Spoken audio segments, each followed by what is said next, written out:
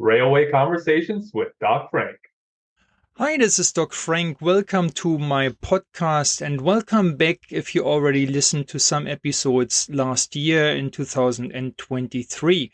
My first conversation guest in 2024 is Hares Rahimzei from San Francisco in the USA. My very first guest from the USA, so I'm very happy to add another country to my list of podcast guests. Hares is relatively new in the rail industry. He's just completed his first 6 months in the industry, and he picked one of the supposedly most complicated topics to work on, which is CBTC, communications-based train control.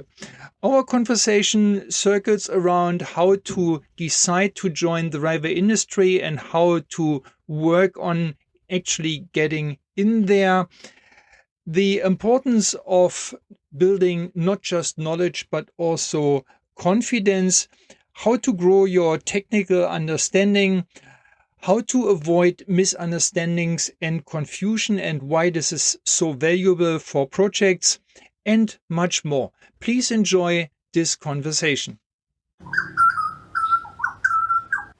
Hi, it's Doc Frank here. Real quick, I want to let you know about one of the best CBTC trainings in the world, if not the very best, but you always need to be careful with superlatives.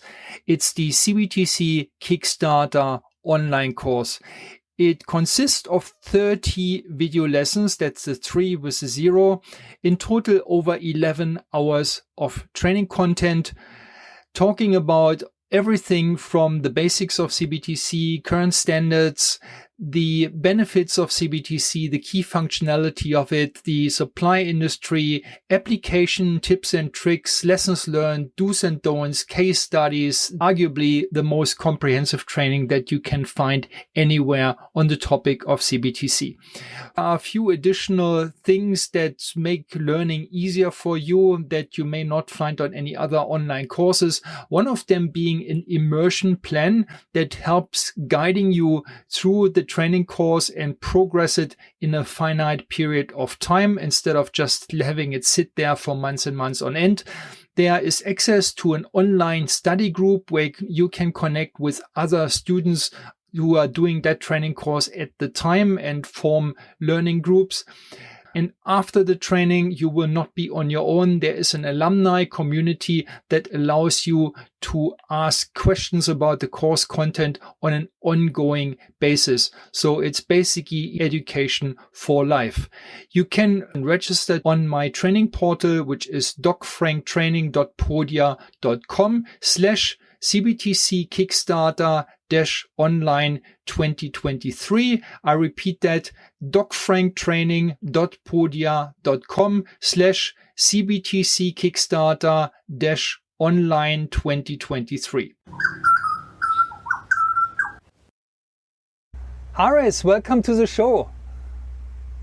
Thank you, Doc Frank. Glad to be here. I'm very, very excited to have you on the call for a number of reasons. Number one, that's my first interview in 2024, which is exciting.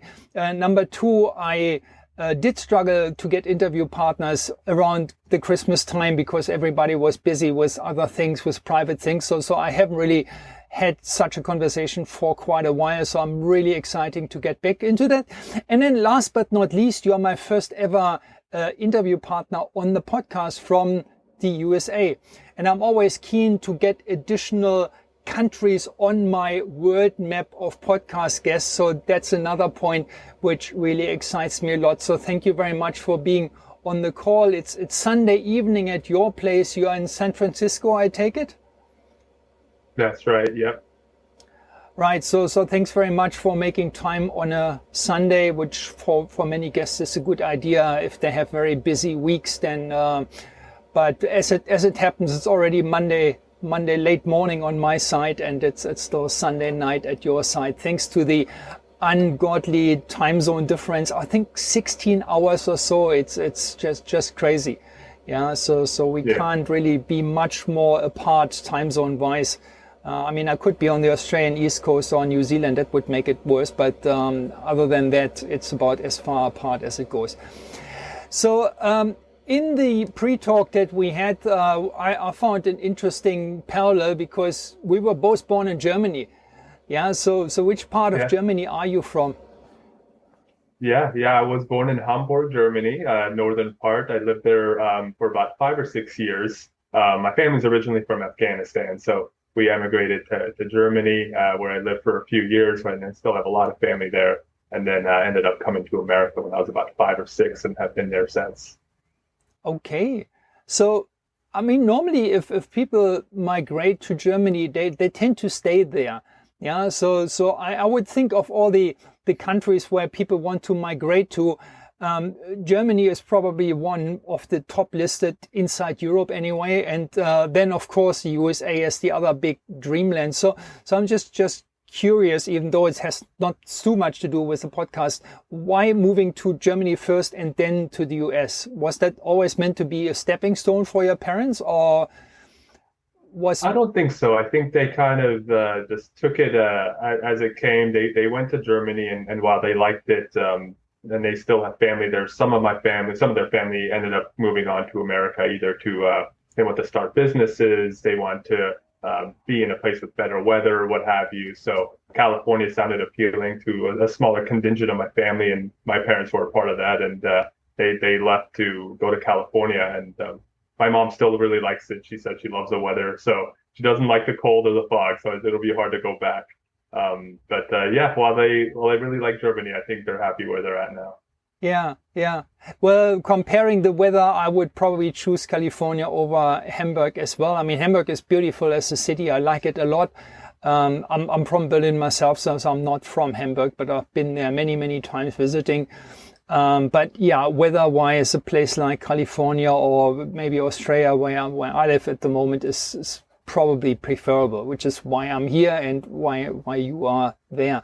So Yeah. tell me a bit about your early steps in the career industry. From the railway industry perspective, the established listeners of the podcast know that I'm trying to find a balance between people who have been in the industry for several decades, for a long time, and people who are relatively new to the industry. And you are fitting more into that new category. So before we talk about how you came into the rail industry, which was only very recently, let's kick off with talking about your upbringing, your professional education, which supposedly should prepare you for your current step in the rail industry.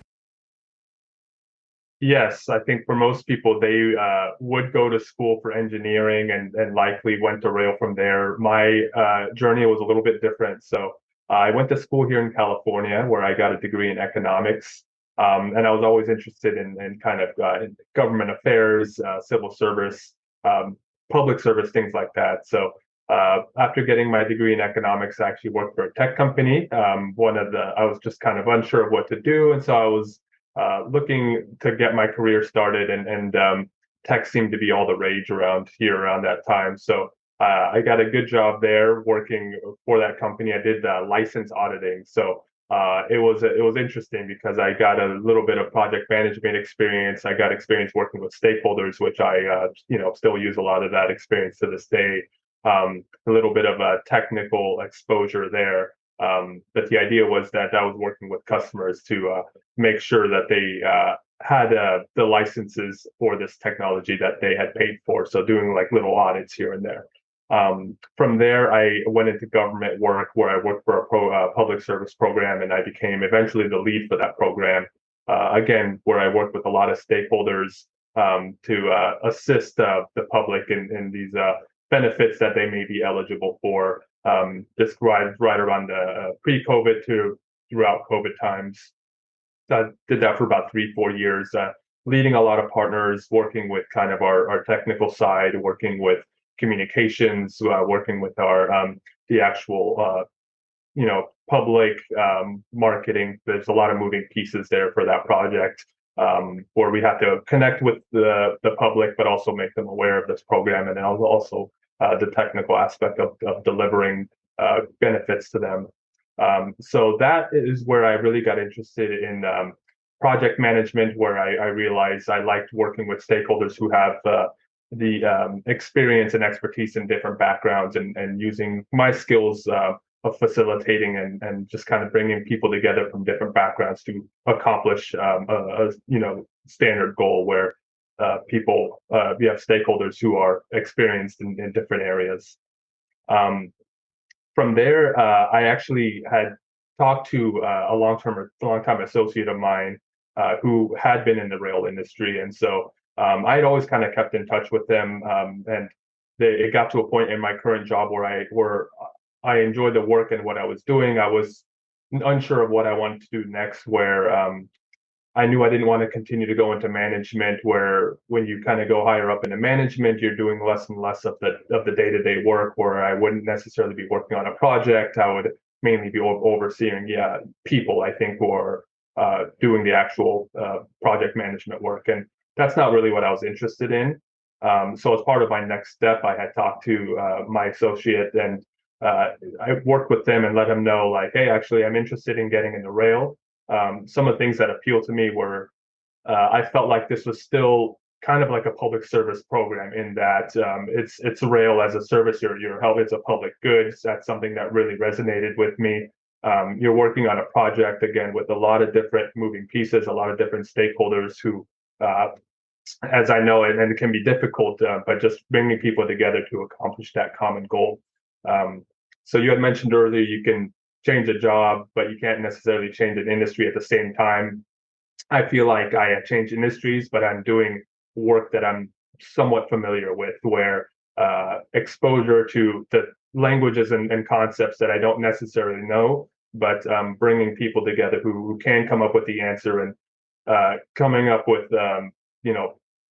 going over roadblocks and bringing people together and having tough conversations to figure out issues, where you have a lot of stakeholders who have their own agendas and their own opinions. And while it can be kind of high stakes, I enjoy that work. So, and I feel like that's what I'm doing now. So kind of to bring it back, when I had expressed my interest, I had spent about a year plus trying to get into rail. This is when I work closely with my associate to figure out what I can do to get into the industry, because again, I'm not an engineer by trade. While I have the kind of the work experience that can be somewhat relatable, I don't necessarily have a lot of rail experience to fall back on to try to break through into the industry. So he was great to help me. He did a lot of like separate training sessions with me, just giving me an understanding of the basics of rail, interlocking switches, how it works, specifically the project I'm working on now, a lot of the details on the legacy side of the project, just because he knew there were some openings there that he could help me with. And it just so happened that he was on a CBTC project. And so while working with him, I think over a year or so, an opportunity had come up on this project where they were looking for what would be a junior entry-level engineer as an opening. And so this is where things kind of kicked more into gear, where I had started already working with them. I had familiarized myself with rail a little bit. Again, this is working nights and weekends. And then as part of that, to familiarize myself then with CBTC, knowing that was potentially on the horizon. That's where we first discovered your work and your certification. I think at the time he said you were the only one he found online that could even offer something in the CBTC world. And I was really excited, because I knew it was seemed like a very niche concept at the time. There's still not really a lot on it. But the idea that there is a, fundamental foundational certificate that you can get in CBTC, obviously, like, made me really excited, because I knew that, one, I could learn a lot about what I was getting into, just to see if I liked it, to see if it was something I could learn. My first real test into, can I make it in this industry? And then two, of course, just understanding that if I were able to get that certificate, that would then help me with the job as well. And just another thing I could bring up in an interview or speak to my potential employer, letting them know, like, hey, I know a little bit about this. So course, I took your class and I ended up really enjoying it. So I did feel like I learned a lot. And that was when I had no experience in CBTC and limited experience in rail. So much of what we had talked about, much of what I learned for the first time. Of course, now being in industry, it's also stuff I hear every day. We talk about subsystems, DCS, all the acronyms that I wasn't familiar with that I am familiar with now, ATP, ATO, ATS. But at the time, it was really great for me because here was something I knew nothing about. But I remember having the confidence once I went through your class and then taking the exam of like, hey, I actually was able to learn this throughout my time in this course. And just having the confidence of knowing that like, well, like I didn't get slapped in the face by this new concept or new industry. This was something I was able to take on and understand. And if I can learn this, then why can't I succeed in this industry?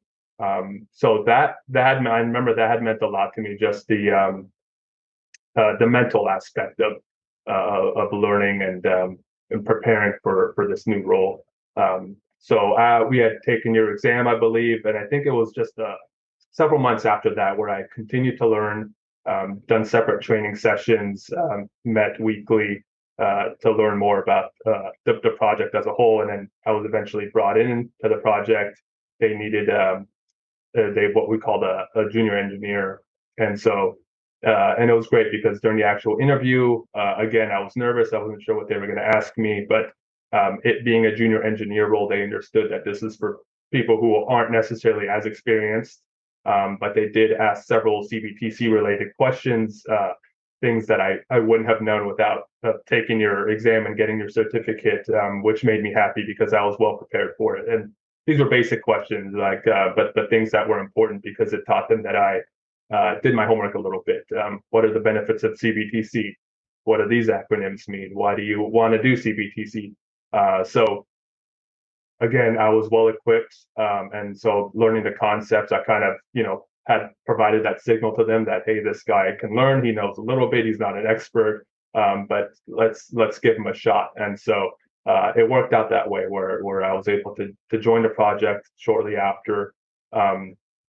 And I've been there since. It's been about just past my 6-month mark. So it's gone by really quickly. I still feel like, I tell people it's like drinking from a fire hose most days with the amount of information I'm hearing. So a lot of it is still hard to digest, and it's not just a fundamental CBTC class anymore. Now I'm just like in it every day where you have these high level, fast conversations, dense topics, very, very smart people around you all the time. So it can be a little bit of a Shark Tank, but I am getting more familiar with it, and I do enjoy it. When I say Shark Tank, I just mean that it's very smart people and a lot of interesting conversations where people solving problems in a very astute way. So I respect all the minds around me, and I see how much hard work it is when you're actually on a project on the ground. So that's been great. I'll stop there. I think that was a mouthful, but it's been a great journey. I know I'm very excited now. I feel like I'm learning something every day. I love the work. I love the idea that I feel myself learning a little bit more, which is, you love to see the progress. But I also know I have so much further to go, but nothing that doesn't excite me. So right now I'm actually trying to become an engineer as well, instead of just working on an engineering project. So I'm going for my fundamentals of engineering. That's one of my goals for 2024.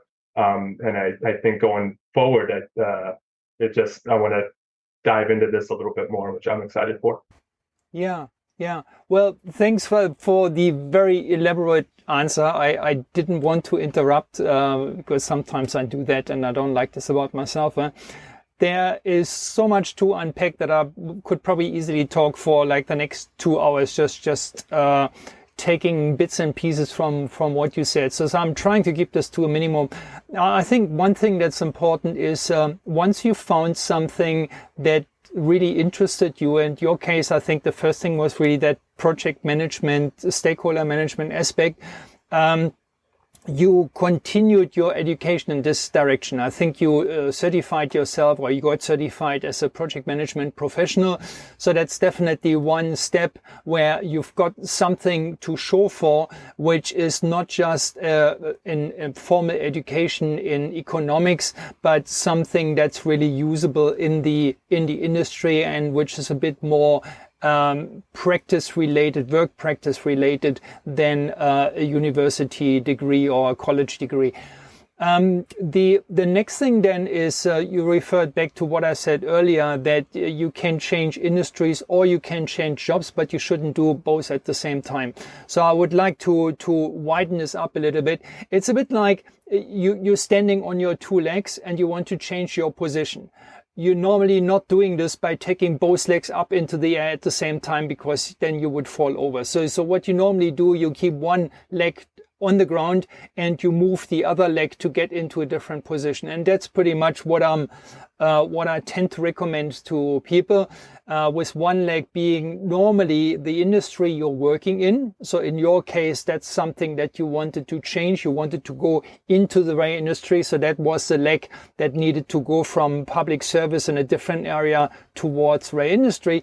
But at the same time, you still have at least one leg to stand on. In your case, that was the project management aspect. And even if you don't work as a project manager in your new role, there are still aspects of your skill set that you stick with.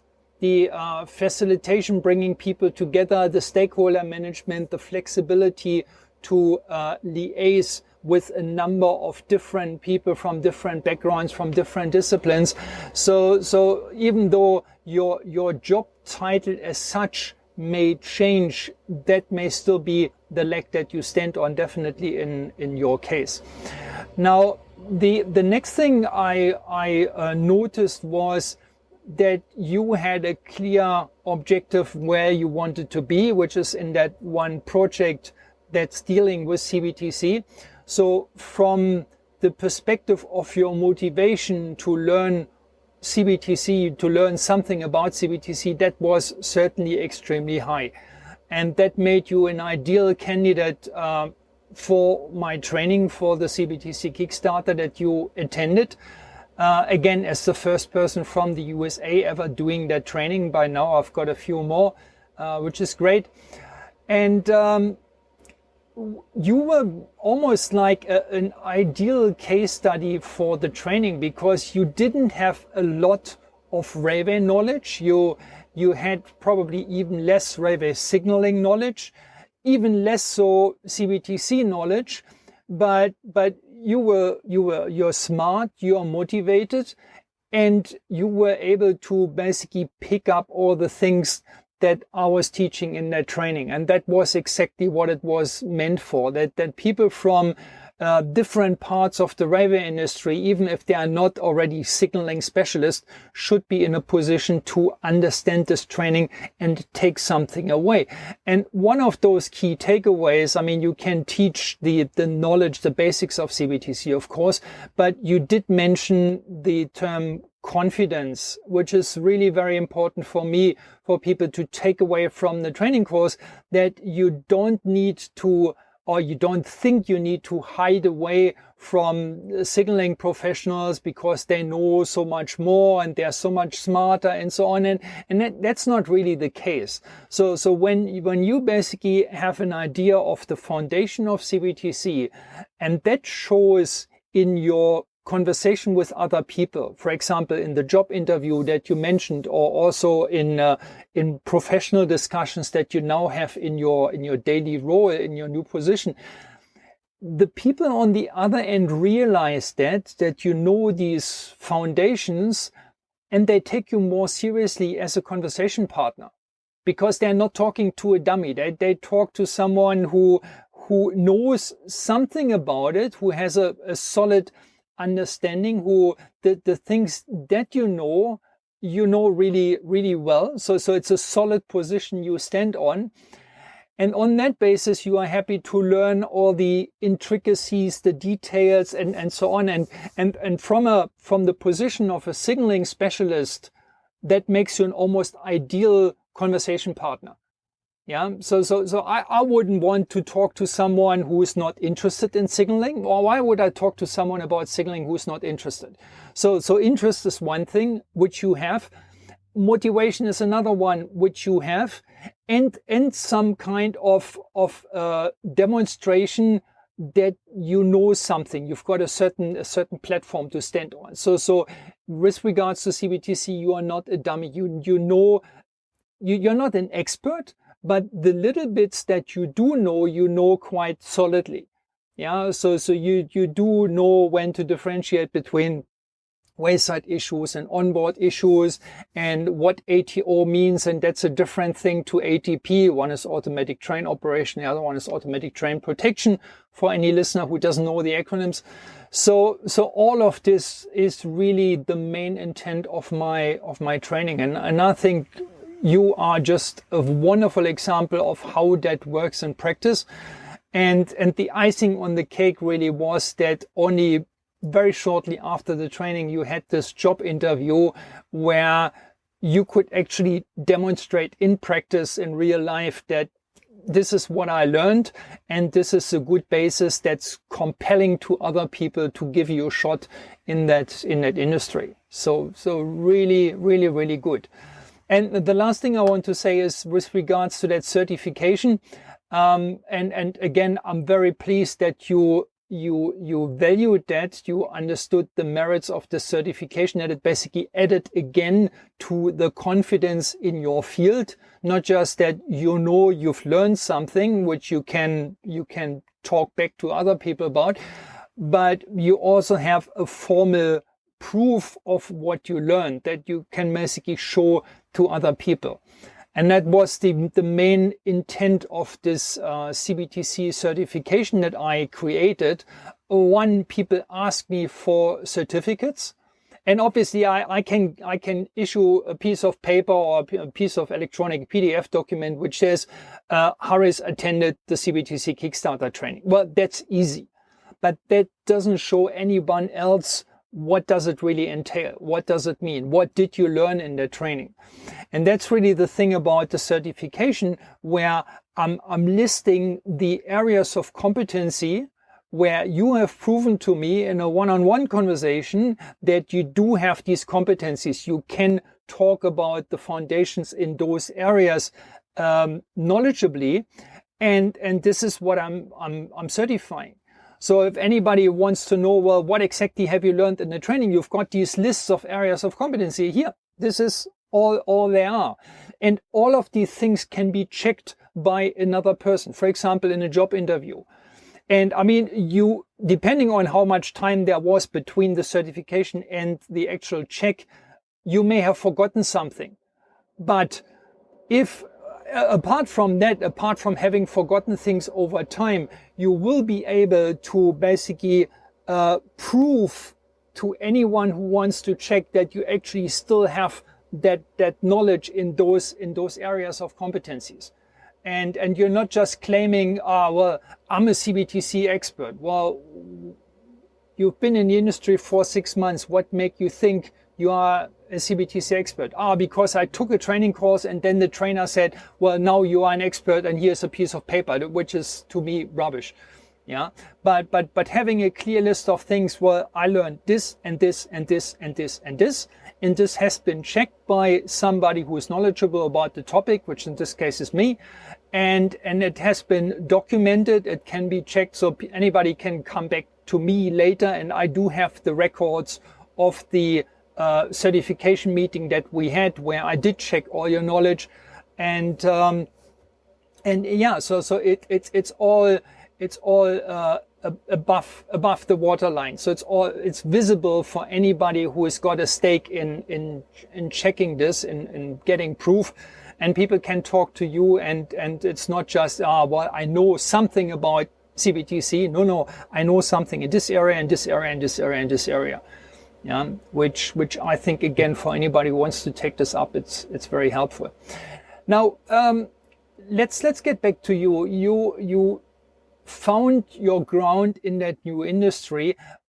Interestingly, you didn't start in a project management role, which is what I would have expected. Like, I don't know, a junior project management or project manager for a certain subset of the overall system. But you started in an engineering role. And I find this really quite intriguing. I mean, obviously, there are engineering roles which are more technical and some are less technical.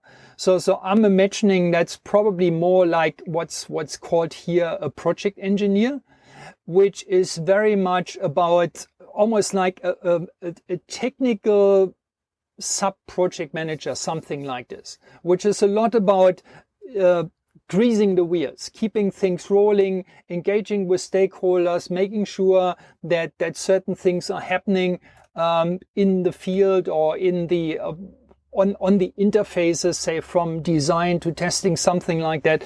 So I see you nodding. So is that something? Is that the kind of role that you're having? Yeah.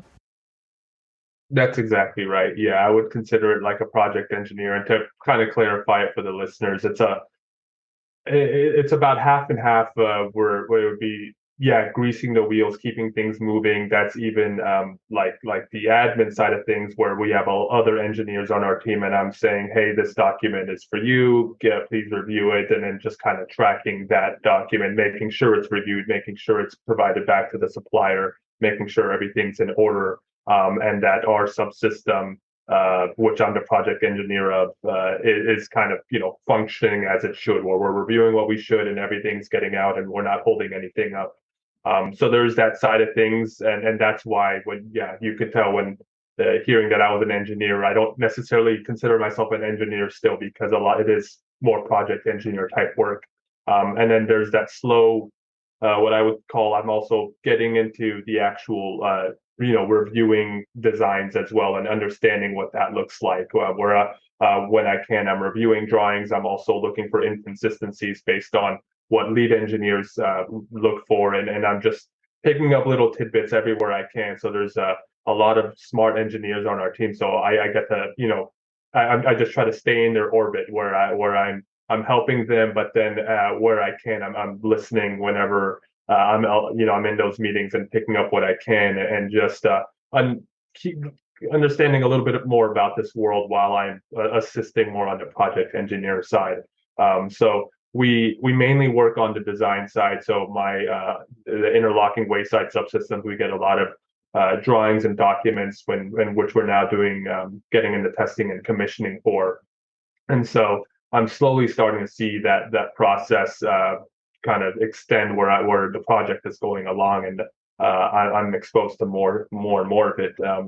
But I think that's one of my goals now going forward is just getting more into the engineer world where I can. Yeah.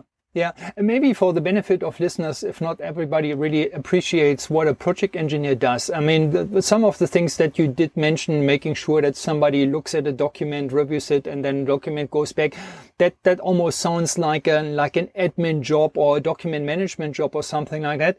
However, these things are extremely important, because one thing that you did say is you're making sure that things stay on track, that things are happening with a certain time dependency, to make sure that things are not delayed and that things are not falling through the cracks.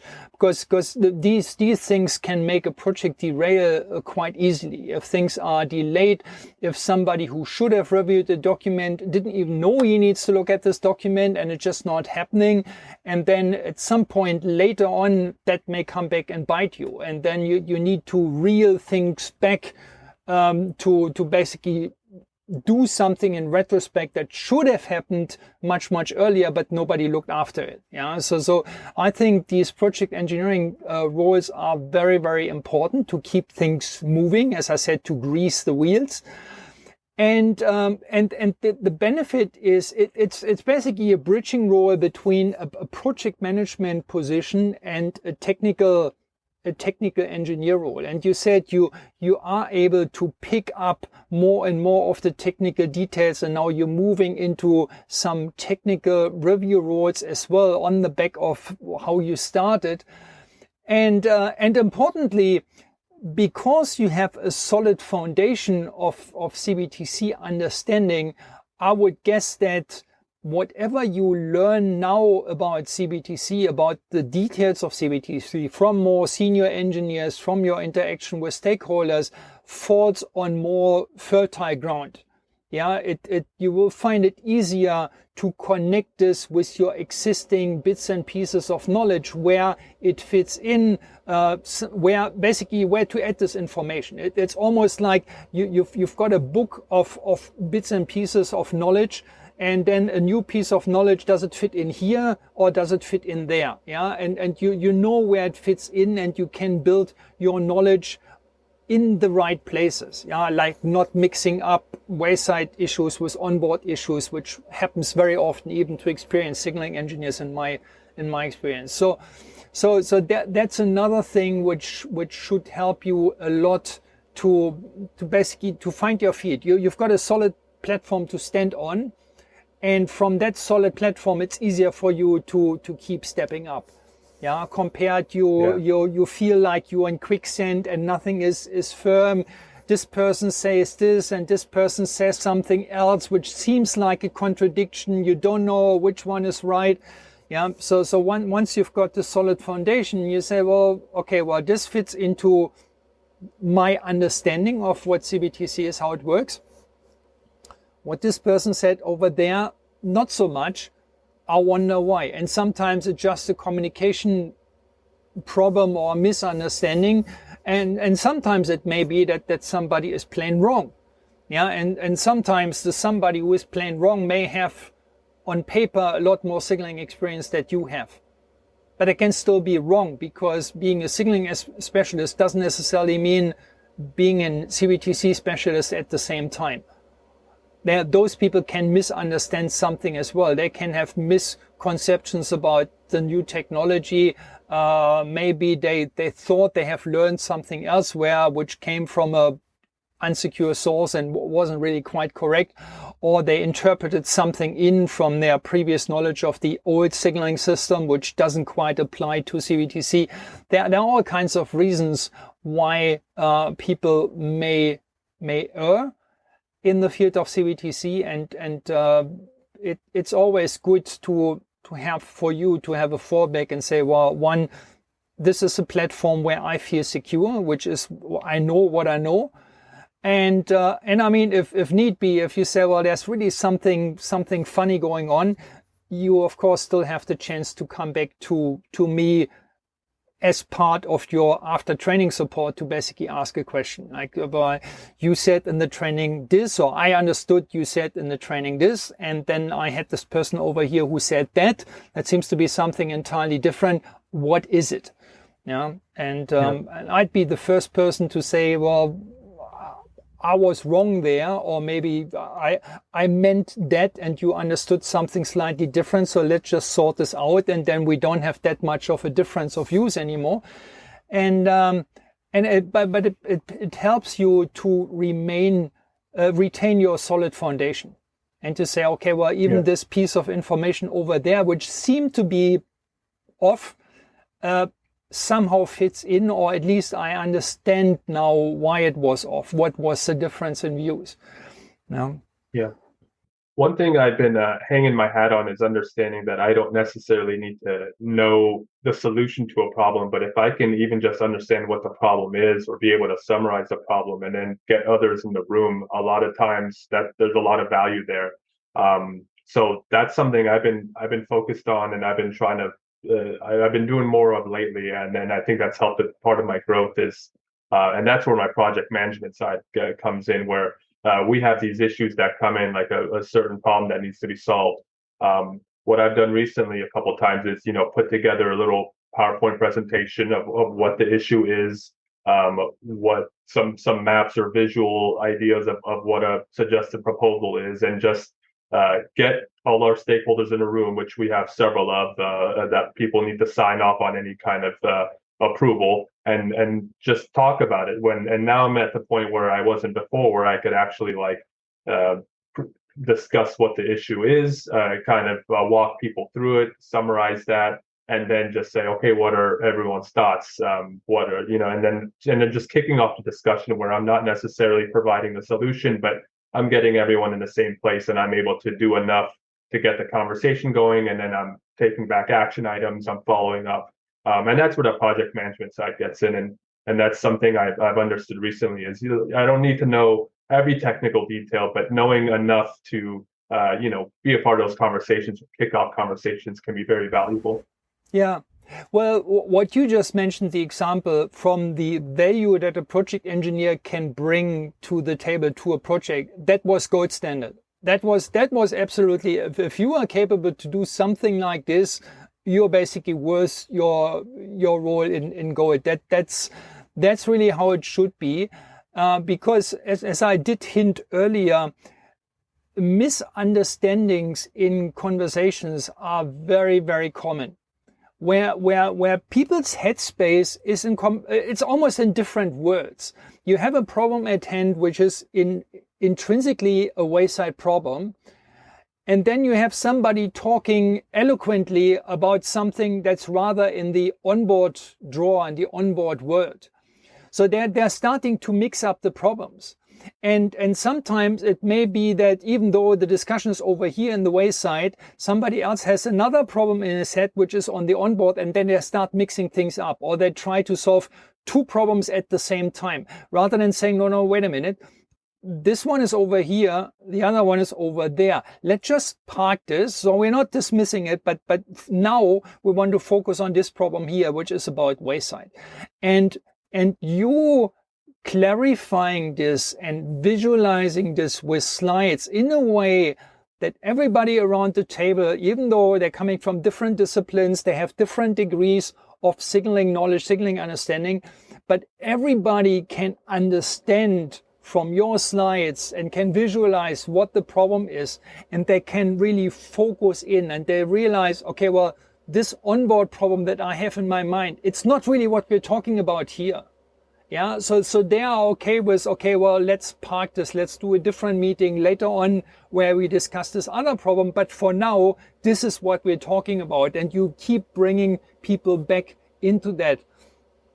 This is so valuable. It's beyond a belief. And there are not many people who are capable of doing that. Yeah, so now when we talk about it, somebody may say, "Oh, yeah, well, that's pretty logical, isn't it? Yeah, you need to talk about what the actual problem is. Everybody needs to understand this." Yeah, but in the heat of the moment, when you actually go into the meetings, I've seen this so often myself, that very senior people, very experienced people, they don't even realize that they are talking in two different words or in two different forests, trying to find the one tree that solves the problem. And so it's a real skill that's extremely valuable, and I'm extremely pleased that you are capable to do something like this, because that means to me that you will provide and you are providing a lot of value to the project, and that will basically pay back and securing your job, paving the way to your further career, getting recommendations for the next project coming up, all these kind of things. No? Anyone who's worked with engineers was completely agreeing with what you were saying in terms of conversations, and I've seen a lot of failure points with very smart people who just can't seem to be talking past each other. Little things come up where solutions can't get resolved because the people are talking at each other instead of rather with each other, and there's a lot of confusion. Anyone who knows engineers, I feel like that can kind of happen. And so just having that aspect where you're able to manage those conversations or really efficiently solve an issue and save time for everyone is very helpful. Yeah.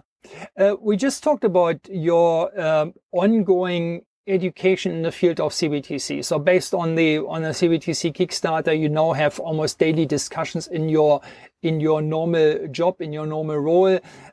You said you're staying in the orbit of more experienced CBTC people so that you can keep picking up things from them. And I'm quite happy there. I'm quite confident they will be happy to almost mentor you or to educate you, because you are interested, because you've got your headspace in the right place, and so on. In the pre-talk that we had before the conversation, you also mentioned you've been to conferences, which obviously is another way to learn more about CBTC and basically add bits and pieces of more detailed knowledge on the foundation that you've already got. So tell me something about those conferences, if you may. Yeah, I went to a couple conferences in 2023, one being the IRSC conference, the CBTC and beyond, and then I was at the Next Gen Train Control conference as well. And those were both really great because it kind of got me out of the world of my project where when you're working on a certain project, that is all you're speaking every day and that is all you know. And so just kind of taking a couple days to learn about the industry as a whole, where I was learning about a lot of different, next generation in radio technology or things like broken rail detection, concepts that I was excited to hear about that I actually wouldn't get too much exposure of on a project I was working on. That was a great time for me, I think, and of course just being around other stakeholders and meeting new people who are on different projects who can provide different backgrounds was an interesting experience. So I had a really good time. I appreciated both of those conferences I went to. I think I'll go back. I think there was a lot of people who have been in the industry for a long time, so there was still that kind of feeling of like, oh, this is I need to really keep up with the conversations, or I feel like at times I was a little bit out of my depth. I think that's normal, still being so new, but as a whole, it was an interesting and exciting time to be out there. Yeah, and I mean, with you being in North America, you're obviously in a pole position because you don't have to travel too far. I mean, still going from San Francisco to Philadelphia is quite a flight. Going to Toronto is, I believe, even a bit further than that.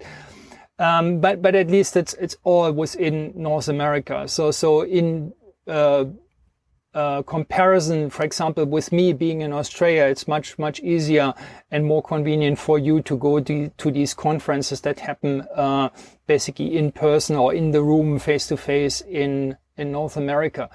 And to my knowledge, the Next Gen in Philadelphia in October and the CBTC and beyond in end of November, early December were pretty much the only CBTC focused conferences at all, at least the ones in the room. There's another one, and obviously you probably know what I'm angling at, is the virtual conference that I did myself, the CBTC World Summit. You had a ticket for that as well. Did you listen to any of that as well, or is that something that's still on your to-do list for some time later? No, I did get the invite, and I listened. I dropped in and was able to listen to a couple of those conferences, and really enjoyed those. Yeah, right. Yeah, it was exciting being there virtually. I think you were able to get a lot of good speakers, and I appreciated the content. Good, because it's hard to pull it off. I'd be interested, of course, since you are probably one of few people who've been to both, to the virtual format, which in the world of CBTC conferences is relatively new. I mean, virtual conference is not a new idea, but in the world of CBTC, it was quite revolutionary. And I believe the first one that was ever done in that regard.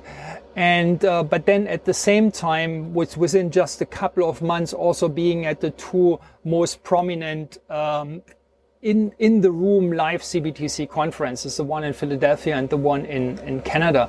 And so for me, that's a great opportunity to basically ask you about some kind of comparison, like, I don't know, the pros and cons of the events, the pros and cons of the concepts. So if you want to talk about that would certainly interest me and maybe other people as well who think they can't afford to fly overseas to conferences in person, but maybe a virtual conference which does not require travel may be an interesting idea as an alternative. Yeah, I mean, just the idea that you could attend a conference that provides the same content as, something you'd have to go on such a long flight for is so nice. So in terms of what I learned and the content that was available, your conference was rich in that, and so that was really nice. Just being able to be home and then be learning about all things CBTC versus having to take such a long flight. I mean, I'm not huge on travel either, so as much as it's cool the idea of going to another city. I have to leave my family. I have to be on a flight for a long time. You're not at home. You have to get ready, and then you're just in a room for about 8 hours. And the aspect of that, obviously, you get the in-person. For me, being new and networking, that's kind of nice. That's probably the only obviously positive. But in terms of actual content and learning, it was so nice having your conference available, just because I feel like that was up to par or even better than the conferences I visited in person in terms of actual CBTC knowledge. So just wanting to increase knowledge about the CBTC industry as a whole, it's really nice to have that available.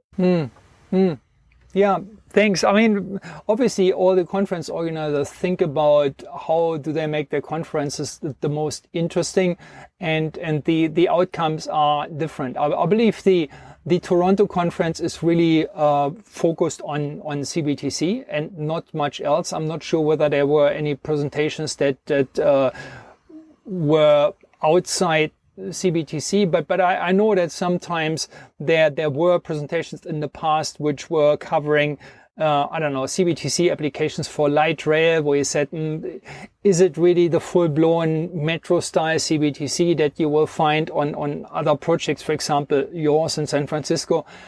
And I know, for example, from the Philadelphia conference that they also had other topics in the agenda, for example, something about freight traffic, which is certainly not the kind of CBTC that you normally relate to metro railways. There was, I think, a guest speaker talking about ETCS as well, which is good if people want to have a wider perspective and not just talking about one thing. But in the case of the CBTC World Summit, I really was focusing purely on that high capacity metro CBTC stuff, and provide as much value and as much content as possible from there, and also from different parts of the world. Obviously, one thing about a live conference is you need to get people, the attendees, to travel to the conference venue. The other thing is you also need to get the speakers to the conference venue, which may be just as complicated as well.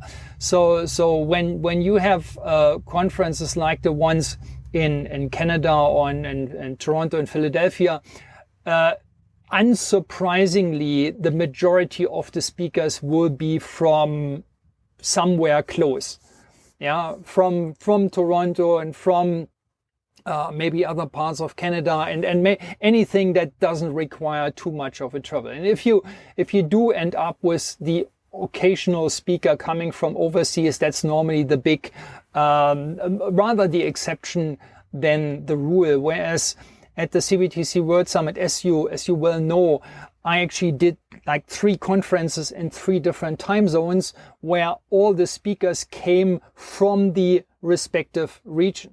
So there was one about Europe and the Middle East where all the speakers were actually from Europe and from the Middle East, without exception.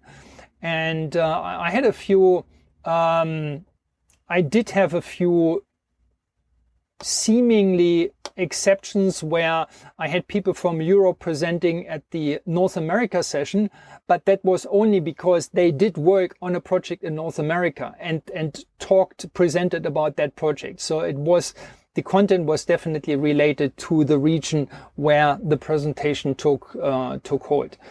I'm quite happy that you valued the benefits of it, which is you don't have to travel.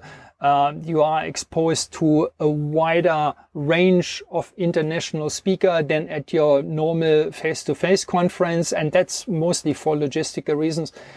And I think it just an addition to the conference landscape. I don't really, I've never seen it as this thing is going to be replacing the IRC conference in Toronto. Yeah, one, because the Toronto conference is obviously much more established, has been running over a much longer time, and people love it going there. I could bet that there have been people who have been at the conference, I don't know, 12 times already or something like that, because it's like the Christmas meeting with old friends.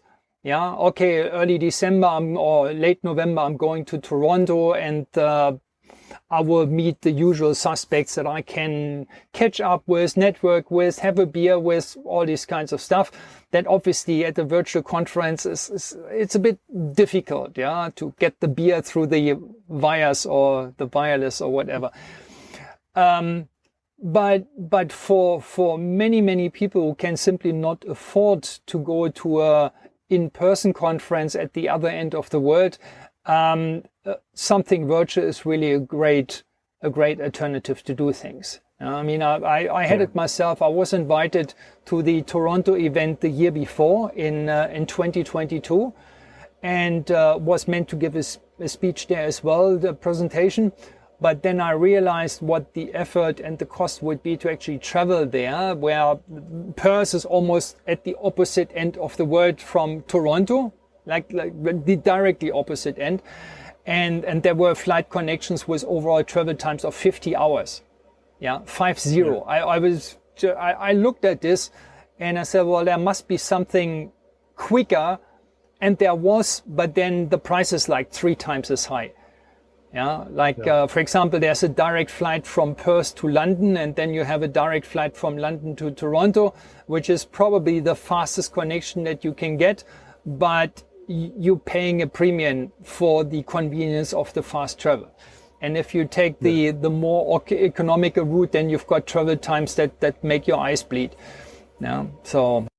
And most attendees at the other conferences I went to in person too are also, they're like directors, they're, CEOs or very high level up. So it's not accessible, I think, for a lot of people going to in-person conferences. I think in most cases, people like me who are just trying to get into or break through the industry aren't going to those conferences. So the idea of having your conference available where you can just log on, it's much easier to attend. And then you're able to, you have this vast, depth of CBTC knowledge you can get into. That's very appealing because, most, average shows, I think project engineer types, people just learning about CBTC, they're not usually attending those conferences. And so, it's you're providing, I think, information that's usually not accessible to people. And you're one of the first to do it. I think that's one of the biggest appeals. Yeah, I mean, one thing, obviously, when I mention cost and when I mention the time to spend, this is from a personal point of view, because I have my own company, I'm my own boss. I can basically decide or give myself approval to either go to a conference and spend the money to get there and the time or not. But the problems that other people may have, especially if they work in government owned railways, is the whole issue of travel approval. Yeah. So for example, here in Australia, if somebody working for a government railway wanted to go overseas to a conference, the travel approval would go all the way up to the transport minister. Just imagine this. Yeah. And so there must be a really, really valid justification and a very supportive climate for spending this money and for the minister endorsing the expenditure of this money.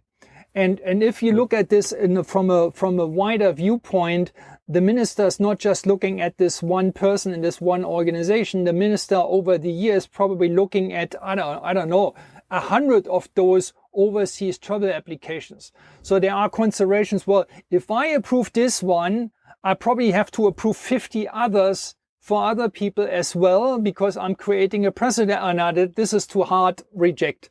Yeah. Right. And so many people, even if they wanted to spend the time to go there, they would not even get permission.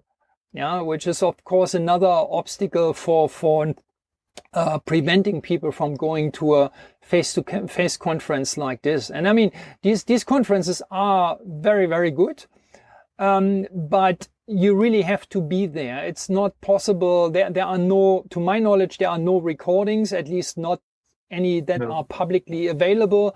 You can't even get, I try to get hold of the conference proceedings, like the presentation, the slide pack, something like that. And again, if you're not there, you can't get it. Yeah. So it's really, it's like a brick wall. So either you get to the other side and then you're good, or you don't, and then you get to see nothing.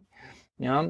And again, in this case here, obviously everything is recorded, everything is available for on-demand viewing. People can still go and watch the conference today. I mean, in your case, you probably haven't watched all the presentations by now, but they're not running away. They are yours, and you can basically decide to watch it in 2 weeks, or when you hear something in your daily work about a certain topic. I don't know, cybersecurity. Let's just take one example. And you say, oh, there was a cybersecurity presentation at the CBTC World Summit. So let's go back to that one. And then you get to listen for an hour or so to one of the world's foremost experts on cybersecurity for CBTC. I mean, these are things that you just simply don't have for an in-person conference. So once this is over, this is over. And in many cases, that includes the networking as well. I mean, you do network, of course, at the conference within reason. I mean, if you try to get in touch with 100 new people over 1.5 days, then that's quite a stretch. Yeah. And once the conference is over, everybody goes home, and then, yeah, that's normally where the networking stops. Whereas again, here you have at least in theory the option to have an ongoing community where you can get back to people and liaise with them later on, even months after the conference is over. Yeah. I think anyone who, does any Googling on CBTC knows that it's hard to find information on it. And I've done it myself, and it's not easy to learn about, and it's new. So there's not a lot out there. And if there is, you have to be there in person, like you said. So you're reducing a lot of those barriers just by having things like the conference and your website available with that Kickstarter. And people like me are grateful because we get to enjoy the fruits of your labor, and it helps us grow our careers. Thank you. Well, that's the idea. When I started this off, there was really nothing. Then there was a time a few years back when I started the CBTC Kickstarter, where it was the only public CBTC training in the world, in the entire world. And I really had to pinch myself. I couldn't believe it, because I thought from a signaling perspective, you think CBTC is this very popular state-of-the-art technology that everybody wants to learn about. And then you look globally for CBTC trainings and you can't find anything. Yeah, and there's just this one guy in Australia who is doing a CBTC training. Obviously, at the beginning, I only did the trainings again in a training room face to face. So people did have to travel to Australia, which was an obstacle or a showstopper for many, many people from other countries. But now these days that there is an online format or things can be done via Zoom, it makes it much, much easier for people to access that. And the virtual conference obviously goes in the same direction. Right. I'm being conscious of the time. Obviously, it's getting late on the Sunday evening on your side, so I don't want to keep you forever. I enjoyed the conversation with you very much. I thought what I wanted to get out of it was really an idea that anybody can get who wants to join the railway industry, that it's possible. It's not rocket science. And if you do it with a bit of thought, with a bit of strategy, then it's absolutely doable. And it can be doable in a way that's actually quite successful and quite fulfilling. Because if I look at what you said about your new role, it sounded to me like one, you're having a lot of fun, and also you getting a lot of recognition of the value that you can bring to the project, even though you only have been there for like 6 months without any prior Revit experience.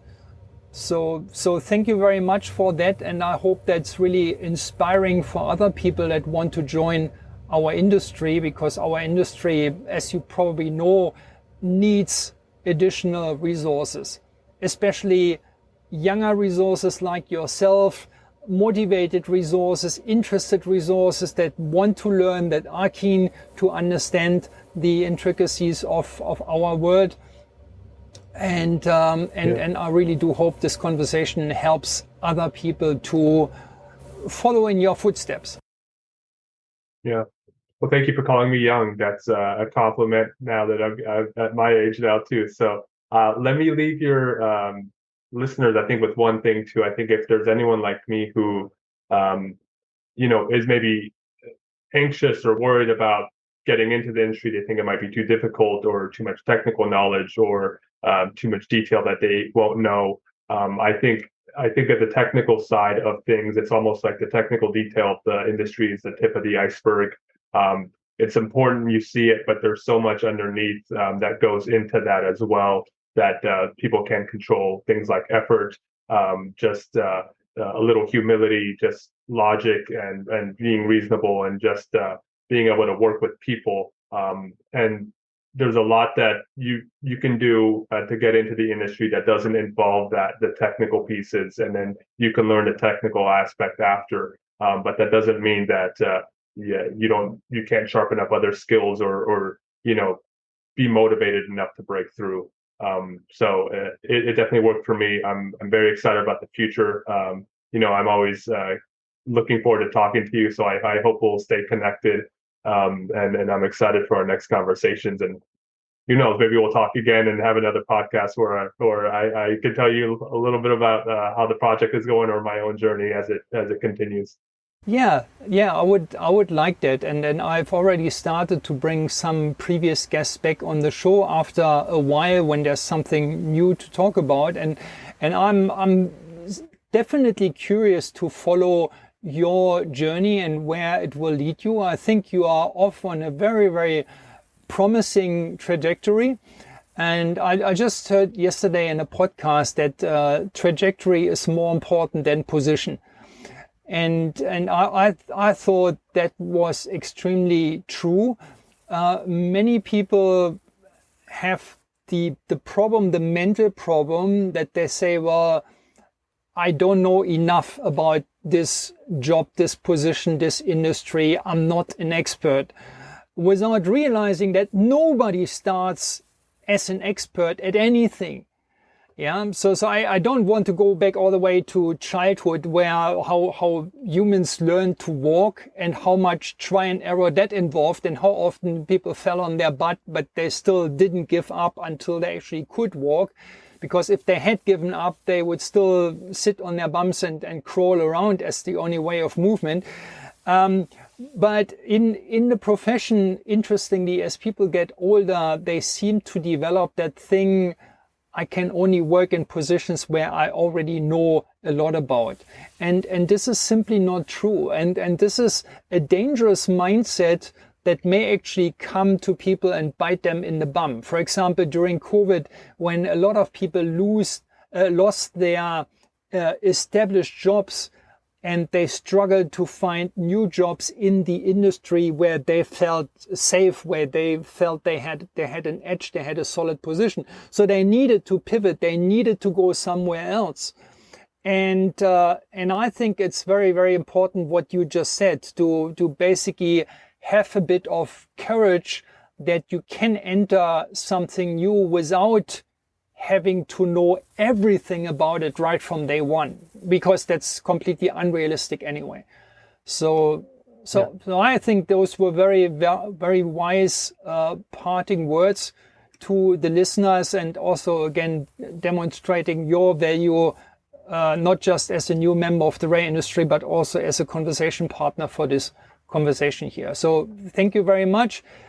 Keep enjoying your new career, and I'm very excited to see in the future where this will lead you, and I'm very optimistic that it will be a good path that will keep bringing you value and joy and fulfillment. Thank you, Dr. Frank. I appreciate everything. Looking forward to coming back. Thank you very much. So for all the listeners, happy to be back with conversations in 2024. If you want to suggest any topics to be covered in that podcast, or maybe you have any ideas for guests, or maybe you want even to suggest yourself as a guest, then please do get in touch with me via LinkedIn or via comments on the podcast.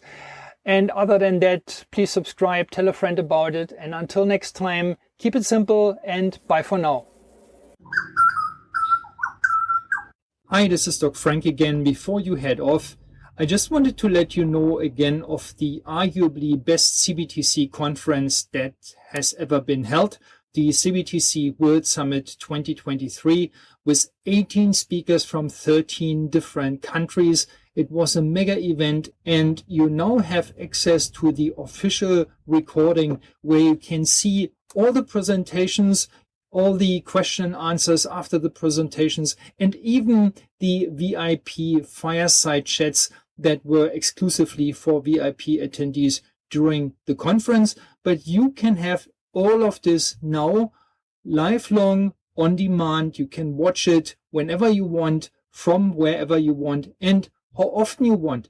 Don't miss this opportunity and sign up to the best CBTC conference ever on docfranktraining.podia.com/CBTC World Summit 2023. I repeat that, docfranktraining.podia.com/CBTC World Summit 2023.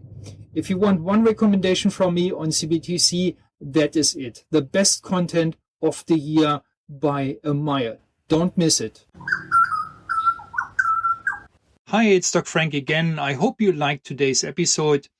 I like to keep it as simple as possible, so I only have one single request for you. If you like this podcast, please tell your friends and colleagues about it. That's all I want, because that's a service that I'm providing to the industry, and I would like as many people as possible to listen to this podcast and learn something from it. So please share. And until next time, keep it simple and bye for now. Thank you for listening.